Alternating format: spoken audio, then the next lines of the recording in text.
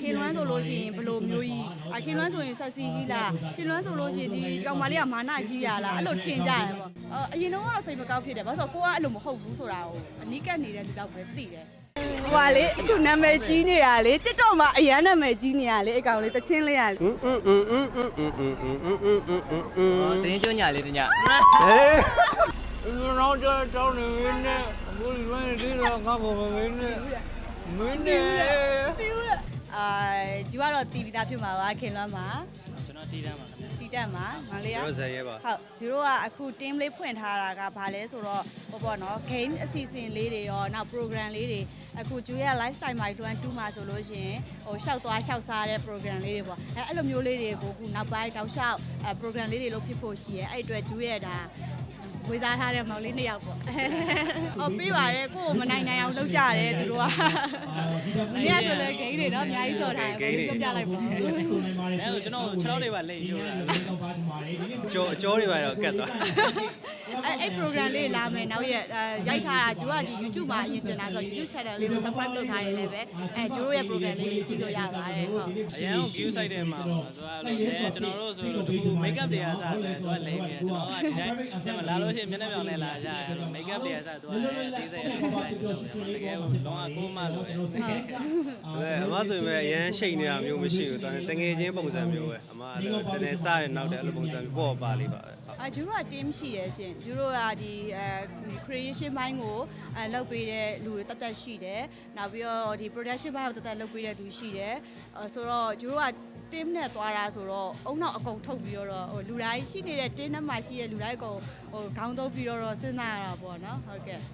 အဲ့လိုမျိုး target ဆိုတာထက်လေဟိုပြိတ္တအပေါ်မှာပဲသူကစိတ်ရှိရဲအဲ့လိုမျိုးကြီး target နဲ့ဆိုတာဟိုသူကတိတ်သဘောမကျဘူးဘာဖြစ်လို့လဲဆိုတော့အဓိကကဒီလိုမျိုး entertainment တို့ဘာလို့ဆိုတာကမှုနဲ့သွားတာလေခံစားချက်နဲ့သွားကြိုက်တဲ့သူကအရင်သဘောကျမယ်ဒီမကြိုက်တဲ့သူကလည်းရှိမယ်ဆိုတော့ဟို corporate နဲ့ကိုတဟစာတာဖြစ်အောင်ပဲအမြဲတမ်း focus ထားတယ်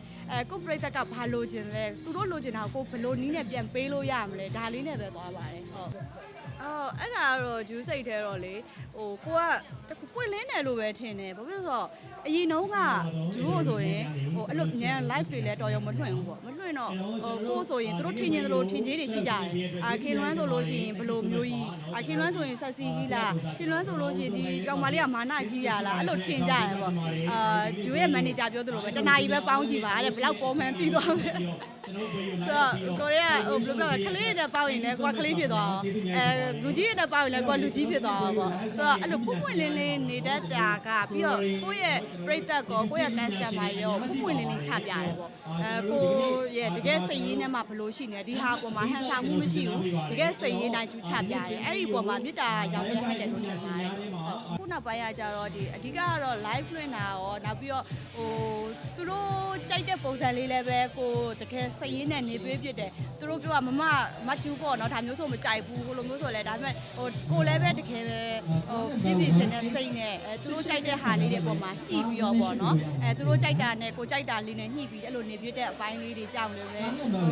ပို့ပြီးတော့ဟုတ်ဟိုလူတွေချစ်ခင်လာတယ်လို့ထင်ပါတယ်ဟုတ်အရင်တော့စိတ်မကောက်ဖြစ်တယ်ဘာလို့ဆိုတော့ကိုကအဲ့လိုမဟုတ်ဘူးဆိုတာကိုအနီးကပ်နေတဲ့လူတော့ပဲသိတယ်အခုဆိုရင်တော့ဒီမောင်လေးတွေရောကိုသိတဲ့သူကျေပြက်လာတဲ့အမျှ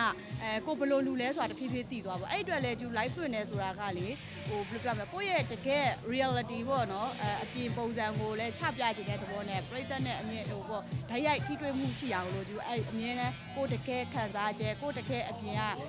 ပေါ့နော်ဟိုပုံစံဒါမျိုးလေးတွေနဲ့အမြင်နဲ့ဟိုချပြနေတာပေါ့ဟုတ်ကဲ့အခုဒီဆိုင်လေးကဒီဆရာအောင်ကိုဆိုတာသူတို့ဟိုအရင်ဆရာသူများရှိမှဆရာဝင်လောက်ကြတဲ့ပေါ့စိတ်ကထိုင်ကြတဲ့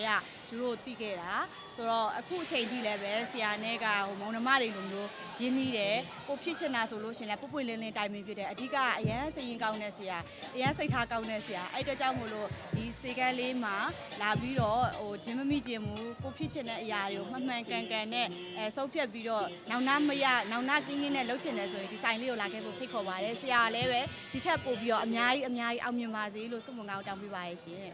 ်အရင်တော့ကြားတယ်ဘာဖြစ်လို့လဲဆိုတော့ဟိုဘာလို့သူဆရာဆိုင်မဖွင့်ရင်အိမ်မာတွေကအမကသွားဖြစ်တာအဲ့ဆို ဟို site ဖွင့်တော့လေကိုယ့်ဆရာကိုဒီလိုပုံစံမျိုးနဲ့မြင်ရတာကိုယ်တိုင်အရန်ကုန်ယူတယ်ဆိုတော့ဟိုဒီ site လေးကိုဒီလိုပုံစံမျိုးနဲ့မြင်ရလိမ့်မယ်လို့အမှန်တမ်းပြောရင်အံ့ဩတယ်ထင်အောင်မထားဘူးဒါပေမဲ့ဒီလိုမျိုးအောင်မြင်နိုင်ရင်တော့အရန်ကုန်ယူပါတယ်လို့ဟုတ်ပြောချင်ပါတယ်အော် page နဲ့ပတ်သက်ပြီးတော့အဓိကလေသူအခုလက်ရှိပေါ့နော် program လေးတွေကဒီမောင်လေးတွေအားကိုးနေရောပေါ့နော်အစင်လေးတွေကြည့်နေတယ်ဆိုရင် page လေးကို like လုပ်ထားပါလို့YouTube မှာရောဒီ page မှာရောဒီအစင်လေးတွေရောနောက်ပြီးတော့ကိုစီရောနောက်တခြားဘယ်လိုပြောမလဲဟို guest player လေးတွေပါခေါ်ထားတယ်ဒီအနုပညာရှင်တွေတွေကပေါ့ဆိုတော့အမြဲတမ်းအမြင်ဆန်းဆန်းနဲ့အသစ်ကလေးတွေကြည့်ကျင်တယ်ဆိုလို့ရှိရင်တော့သူတို့ page လေးကို like လုပ်ထားပါလို့တောက်လျှောက်အမြင်ဆန်းဆန်းလေးတွေနဲ့ idea ကောင်းကောင်းလေးတွေသင်ပေးပါမယ်လို့ဟုတ်ကဲ့